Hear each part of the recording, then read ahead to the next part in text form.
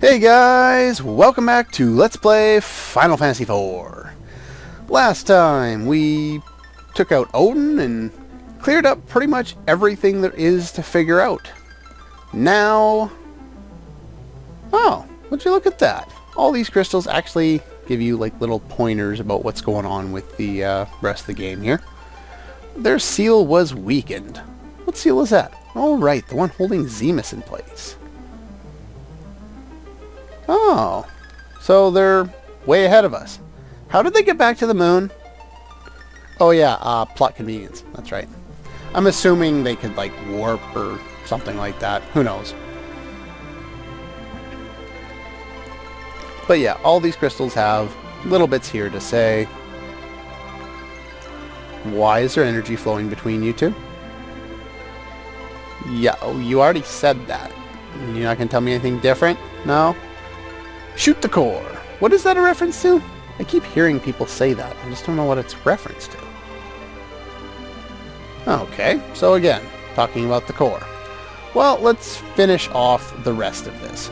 I'm not going to beat the entire area today, but we'll go through some of it. And we enter the warp tile, and that leads us through flashing lights, caused by the crystals, I would assume. And a healing point? Nope, a warp point. And here we have the final dungeon. And there are a couple of different paths. I'm going to start with this one because it's the shortest. Well, it's the longest basic straight path on this screen, but it's the shortest path overall. The other ones lead to multiple rooms and all that stuff, so... There are some new enemies here, but there are also a lot of the same enemies that we fought before, like in the Cave of the Father. These ones are a little new. I'm not sure if I've shown these off already, but either way. Don't want the full moon boomerang for this one. We're going to want the fairy claw, because these are giants, so we want to use the fairy claw, deal some more damage.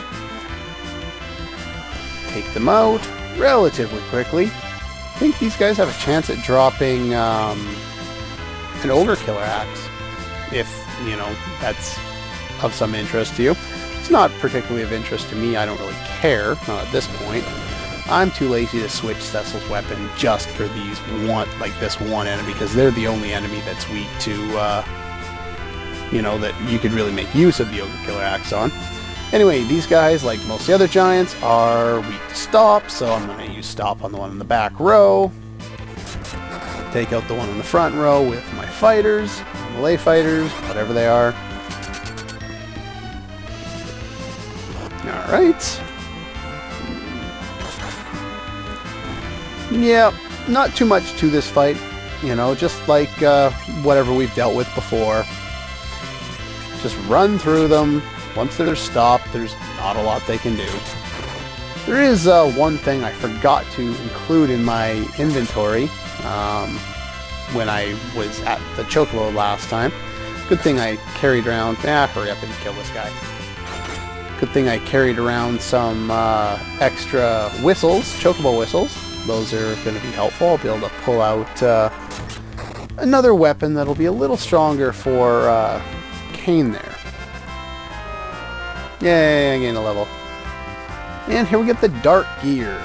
And the Dark Gear is kind of weird because, here, let's just take a look at Edge's stats. It's supposed to be his ultimate armor, but if you take a look, he's got 62 strength, 46 agility, and 41 vitality. Put this on him in place of the black belt, and as you can see, we lose 5 strength and 5 vitality, and we gain 3 agility. It's questionable whether it's a good thing or not. Right now, it's actually raised my attack multiplier, so it is better even though his strength has dropped and his vitality has dropped. But even though his vitality has dropped... Oops, that's not what I want to do. I want to go back to equipped. You look at the amount of defense he has, 49 physical defense, 18 magic defense. Yeah, it's much better than the black belt.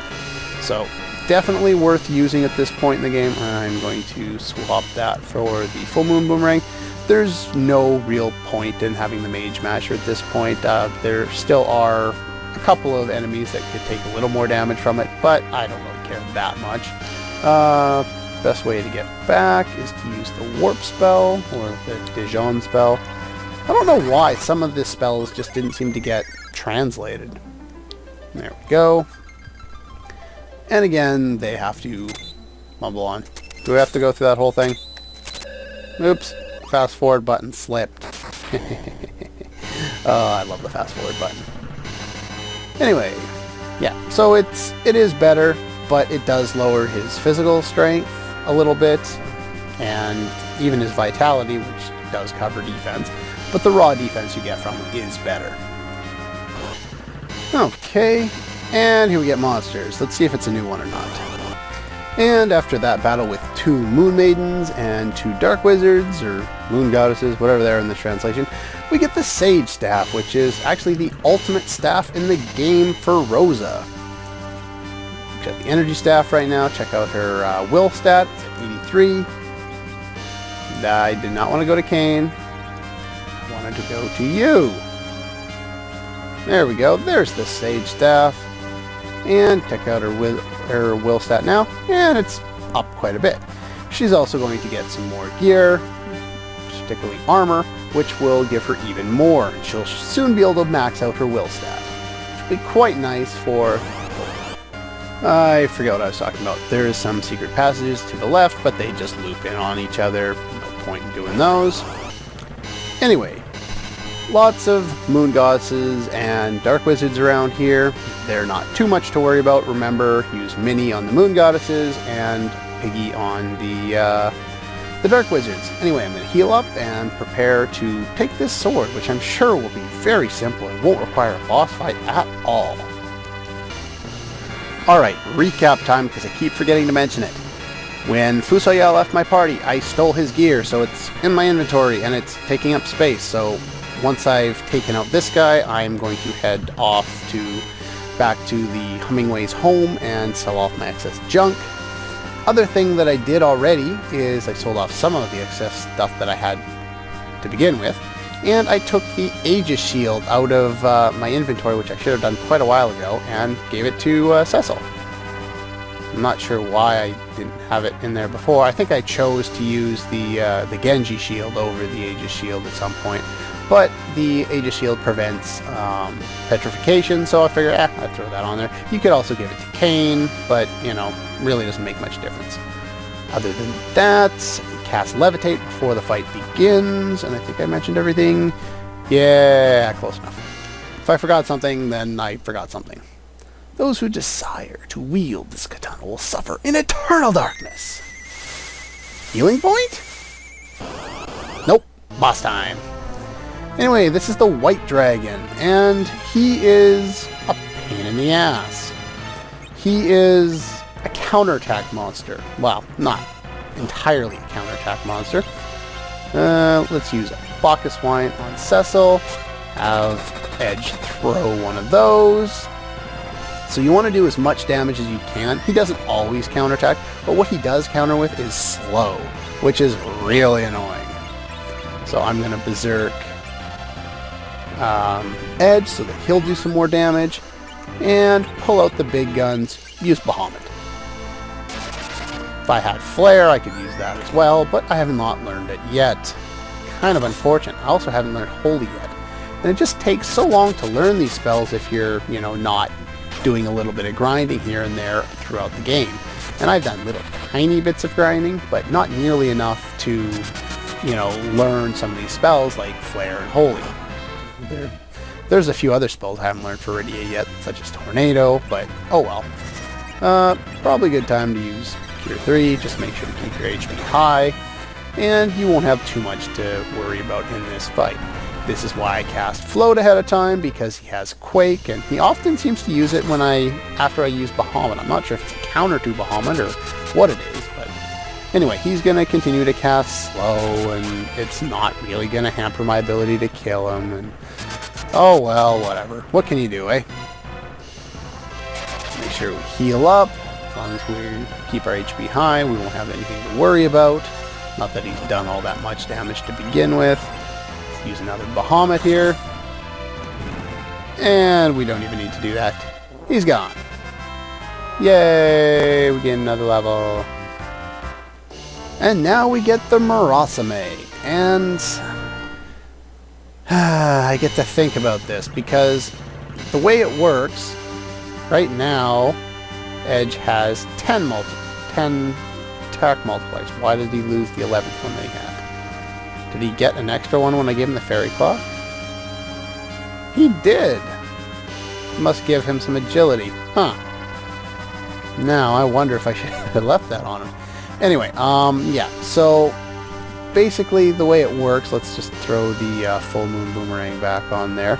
We'll look at his stats. 57, 46. Those are the two main ones. I'm not too worried about his vitality. Oh, I forgot it already. 57, 46. Okay.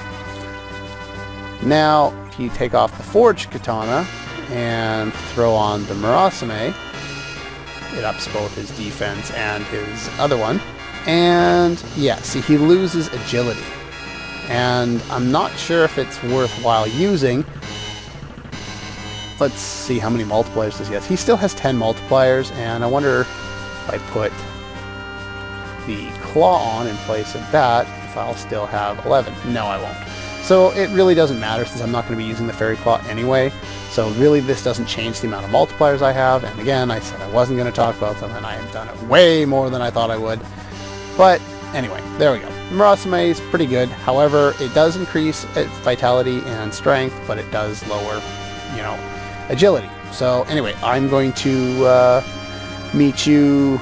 Well, I'm going to go do some stuff off screen. I might as well just cut the video here. I'm going to go and do some selling stuff off screen and basically empty out my fat chocobo from all the stuff that I need. Other than that, I will meet you at the start of this dungeon when I see you guys next time.